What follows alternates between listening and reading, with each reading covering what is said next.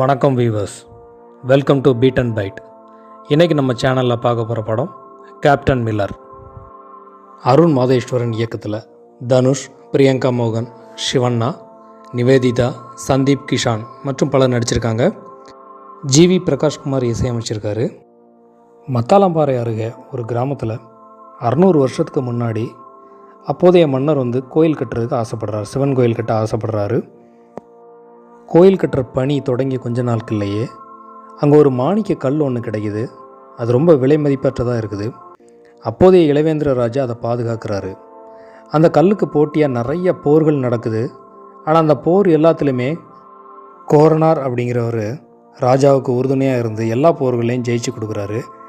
இதை ஞாபகப்படுத்துகிற விதமாக அந்த மாணிக்க கல்லில் கோரனாரோட சிலையை வடிவமைச்சு அதை பத்திரமாக பாதுகாக்கிறாரு ராஜா. பிற்காலத்தில் அந்த கோயிலை கட்டின மக்களாலேயே அந்த கோயிலுக்குள்ளே போக முடியாத ஒரு அடிமைத்தனத்தை கொண்டு வந்துடுறாங்க. இதையெல்லாம் ஒரு ஃப்ளாஷ்பேக் கதையாக சொல்லி முடிக்கிறாங்க அனலீசனோட அம்மா. அனலீசன் அதான் நம்ம தனுஷ் இந்த படத்தோட ஹீரோ. அடிமைத்தனத்தை வெறுக்கிற அனலீசன் வெள்ளைக்கார இராணுவ படையில் சேரணும்னு முடிவு பண்ணுறாரு. இதை கேள்விப்படுற தனுஷோட அண்ணன், அதாவது அனலீசனோட அண்ணன் செங்கோலன் வர்றாரு. செங்கோலனாக வர்றது தான் சிவண்ணா. செங்கோலன் ஒரு விடுதலை போராட்ட வீரர். அவர் ஏன்டா இந்த முடிவுக்கு வர்றான்னு கேட்குறாரு. அதுக்கு தனுஷ் சொல்கிறாரு, இங்கே இவனுங்க செருப்பு கூட போடக்கூடாதுன்னு சொல்கிறாங்க, ஆனால் வெள்ளைக்காரங்க போட்டுக்கிற பூட்ஸும் தந்து மரியாதையும் தர்றாங்கன்னு சொல்கிற டைலாக் அசத்தலாக இருக்குது. வெள்ளைக்கார இராணுவ படையில் சேர்றாரு அனலீசன். அங்கே அவருக்கு கொடுக்குற ஒரு பேர் தான் மில்லர். மிலிட்ரி கேம்பில் ட்ரைனிங் எல்லாம் பலமாக போய்கிட்டு இருக்கு. எல்லோரும் வீட்டுக்கு லெட்டர் எழுதுகிறாங்க.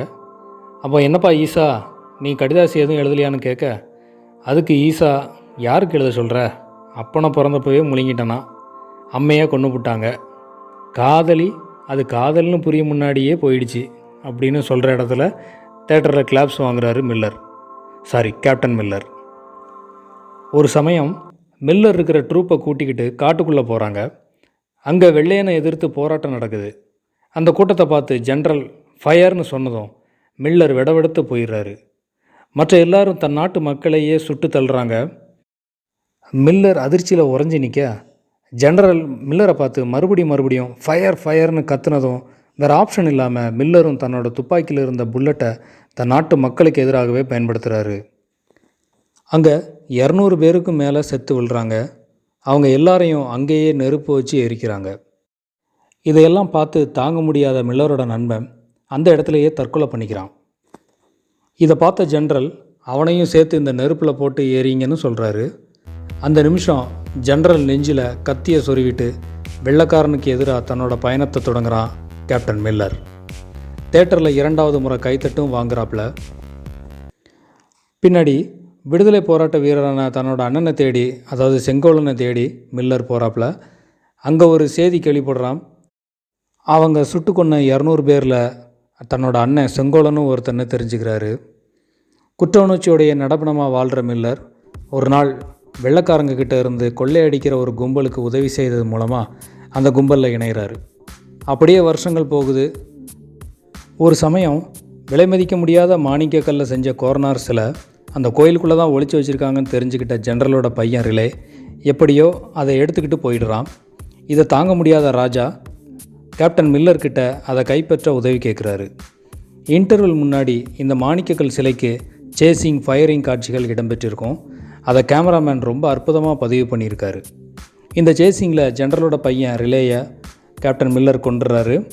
மறுபடியும் கோரனாறு மாணிக்கக்கல் சிலையை அவரோட கிராமத்து கோயிலுக்கே கொண்டு வச்சிடுறாரு கேப்டன் மில்லர். ஜெனரல் தன்னோட மகன் ரிலேயை கொண்டுட்டாங்கங்கிற செய்தியை கேள்விப்பட்டு 700 பேர் கொண்ட சிப்பாய் படையோட கிராமத்துக்கு புறப்படுறாரு. இந்த சூழ்நிலையில் மில்லர் தன்னையும் தன்னை நம்புகிற கிராமத்து மக்களையும் காப்பாற்றுறாரா இல்லையாங்கிறது தான் படத்தோட மீதி கதை. இது ஒரு கம்ப்ளீட் ஆக்ஷன் ட்ராமா ஃபிலிம் தான். ராஜா காலத்து அடிமைத்தனம், வெள்ளையர்களோட கொடுங்கோல் ஆட்சி, அங்கே நடக்கிற புரட்சின்னு படம் வேகமாகவும் விறுவிறுப்பாகவும் நகருது. தனுஷ் இந்த படத்தில் பாடி நல்லா பில்டப் பண்ணியிருக்காரு. சிவண்ணா அவரோட கேரக்டரை செமையாக பண்ணியிருக்காரு. படம் ஆரம்பித்ததுலேருந்து முடிகிற வரைக்கும் துப்பாக்கி புல்லட் சத்தம் இடைவிடாமல் கேட்டுக்கிட்டே இருக்குது. ஜிவி பிரகாஷ்குமார் இசையமைப்பு பிரமாதமாக இருக்குது. கதை திரைக்கதையை தொய்வில்லாமல் அமைச்சு கொடுத்துருக்கிறாரு அருண் மாதேஸ்வரன். இந்த விமர்சனம் உங்களுக்கு பிடிச்சிருந்ததுன்னா லைக் பண்ணுங்கள், ஷேர் பண்ணுங்கள், கண்டிப்பாக சப்ஸ்கிரைப் பண்ணி வச்சுக்கோங்க. தேங்க்யூ, நன்றி.